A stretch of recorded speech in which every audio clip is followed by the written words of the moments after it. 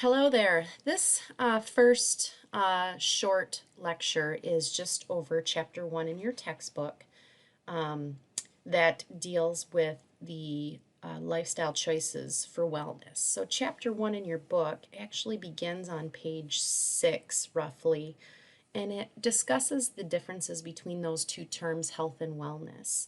So, take just a minute and think about, what is the difference between that word health and wellness. And if you look on page 6 in your textbook, you'll see that the word health is not simply, you know, I feel great, I am, not sick, I don't have any disease, so therefore I'm healthy. But actually, health is a state of complete physical, mental, and social well being. So it's not merely just the absence of disease.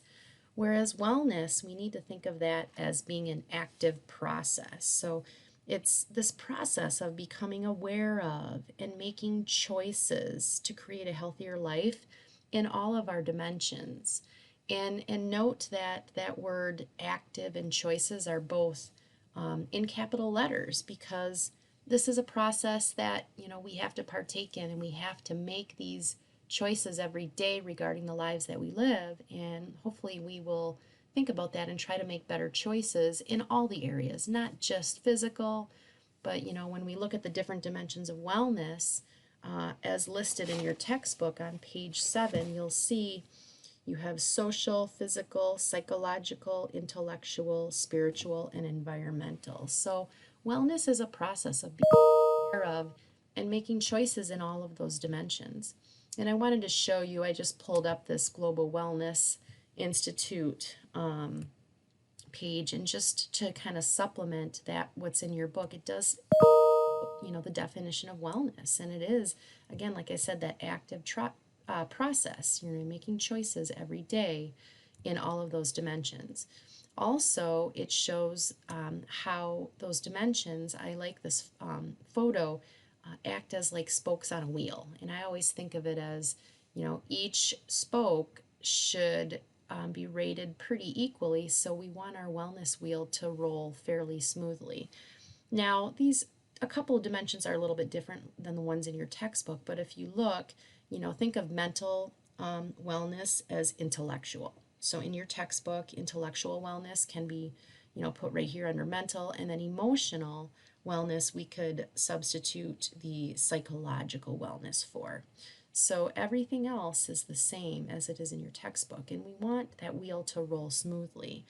So what I'd like you to do is take a look at the definitions for each of those dimensions of wellness and think of, what am I doing every single day to enhance my social wellness, for example? What are some things that I'm doing to assist in that being at its highest level? And then what I'd like you to do is to complete the wellness rating activity on page 9 and 10 in your textbook. So you have a continuum for each dimension of wellness. So, for example, physical wellness is listed first. So you're going to rate yourself on a scale of 1 to 10. 1 is low, 10 is high levels. So right now, today, how would you rate your physical wellness? And explain, why did you rate yourself that way?